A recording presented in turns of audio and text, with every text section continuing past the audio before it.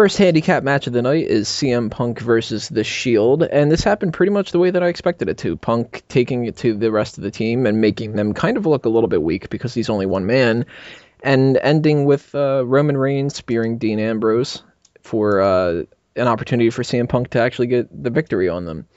I do commend them on one thing, though. Even though it was pretty easy to call, I like how they did the Roman Reigns thing by having him sort of messed up with his vision, and that explains why he hits Dean Ambrose instead of, he just spears him for the hell of it, or there's some kind of other distraction, and then he spears him even though he would have been able to completely stop in mid-charge or something. Because that's the worst thing, is when they start doing the thing where somebody moves out of the way of a move, and you hit the person behind them, but it's particularly a move where you have more than enough time that you can stop before hitting them. So the spear is one of those that I think sometimes they do that wrong, and they pulled it off pretty well with this. And overall, I thought this was a pretty decent match. This could have been a little bit more on the Shield side of things instead of CM Punk. So that was a little bit odd, but I enjoyed it. And I thought if you're going to have CM Punk win, this is the best way to have him win. If he would have just flat out beaten them, that would have been terrible. And as far as I know, you weren't a big fan of this, Peyton. What did you think? No, this match was terrible. I guess it doesn't really matter because it was the opening match. It was short, so I guess I can't look at it as too offensive. But the Shield got practically no offense whatsoever this match. From the very start, CM Punk started going heavy on Seth Rollins, and then throughout the whole match, it was just a game of cat and mouse of, like you were saying, CM Punk avoids a move and the person falls out of the ring, or he tosses this guy aside, and then it's just CM Punk taking these guys on the whole freaking time. This is the problem with handicap matches, and Steven Wago brings this up a lot, and I think it proved itself so much, not just with this match by pissing me off with that, but then the following night on Raw, they follow it up by having CM Punk in a full 6-man tag match with the Usos backing him up. But he can't win then. Mm-hmm. He gets his ass kicked then. A lot of sense that makes. Great job, WWE. Yeah, that's the biggest problem with any kind of a handicap match, whether it's a 2-on-1 or 3-on-1, or they've had, 10-on-1 or something. You can't have anybody win that situation unless you've got people like Big Show against Colin Delaney and 2 other Colin Delaneys. Then I can understand it, because then he's this over-the-top huge guy against these complete pissants, and somebody like CM Punk, as much as of a main eventer as he is, you should be able to take the Shield more seriously, particularly if you've got Roman Reigns, who can beat almost an entire Survivor Series team by himself. So you would think him plus his 2 other tag team members should be able to beat one person in CM Punk. Mm-hmm. But I did think that it was a fun match to sit through, so I'm looking on the more optimistic side of things, because there's a couple other matches where I'm much more pessimistic about. Sean, what did you think about this? I only caught half of this match because I can't remember what I was doing, but... Still eating lunch? Yeah, lunch. Probably. It was a damn good sandwich. It's a 40-minute sandwich, just like, oh man, this is awesome. But yeah, I kind of missed half of this match, but the other half that I did watch, it was flowing. It was pretty fast flowing. I enjoyed the commentary in between. What's his name now? Oh, fuck me. JBL and Cole, when Roman Reigns fell into him. I thought that was pretty funny. But yeah, I'm glad it wasn't Seth Rollins that got the pit. Well, got pinned, because I'm a huge Seth Rollins fan. And yeah, sorry to be Dean Ambrose. Jester? So many things to say. I didn't like how much... I felt like Reigns injured his eye so early in the match that he really had to oversell it for the rest of the match. I feel like if it had happened maybe 5 minutes later than it did or something, then I don't think I would have had as much of a problem with it. But that dude sat there and just held his eye forever. They really protected Reigns by not making him really a big part of the match. And his spear on Ambrose looked really nice. I'll give him that. But otherwise, they made him look kind of bad almost, I feel like, because he's sitting there he just falls over the table. He runs at Punk moves, he falls over the table, and then he holds his eye for oh my god, my eye is broken. I'm gonna pull it out. It was really, really overreactive, I felt. I didn't feel like watching that. If that happened, he would be hurt that fucking bad. So like I couldn't really buy into it. I really wanted to suspend my disbelief and be like, okay. And as soon as he did that, as soon as he like fell over the table, I already had a feeling Punk would win anyway. But as soon as he fell over the table, I was like, and he started holding his eye, and it's like, okay, it's obvious now. He's gonna be too blind, and he's gonna miss and hit somebody.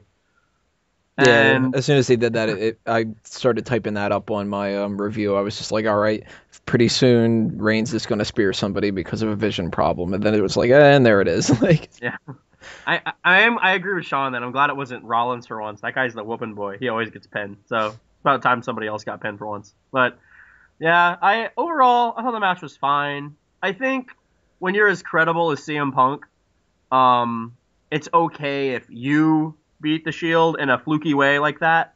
And like Peyton said, he lost the next night with partners. That makes, if anything, that makes it look more fluky that he beat them in the first place. So it protects the Shield.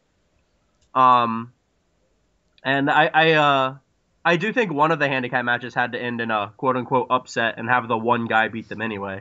So if it's gonna happen, it should be that one. The Wyatt family couldn't lose, so I'm fine with how it went down. It's okay.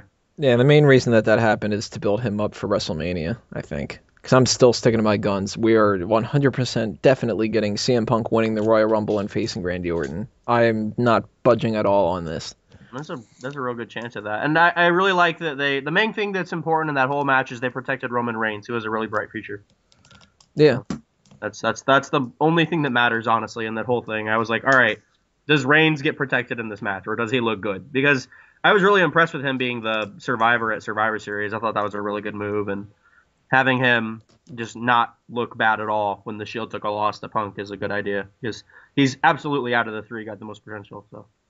Now, this isn't related to the TLC match necessarily, but I wanted to get everybody's quick thoughts about this. When we were talking about who could end up having a really good showing at the Royal Rumble, other than somebody like a CM Punk, the idea was brought up of Roman Reigns being the, not necessarily the Iron Man, but possibly the Iron Man, and also the person who gets the most amount of eliminations, maybe even the last person that gets eliminated before Punk wins, if that's the way that they go about things. But if that's going to happen, and we might have him be like the Kane necessarily of this event, what do you think? Are you supportive of that or against it, Sean?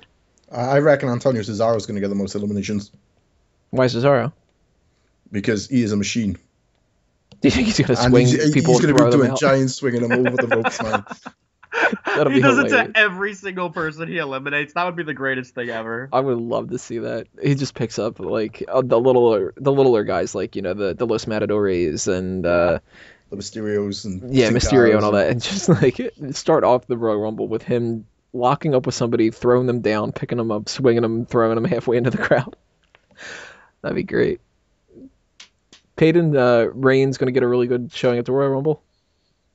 No, I think the star of this year's 2014 Royal Rumble is going to be Diego.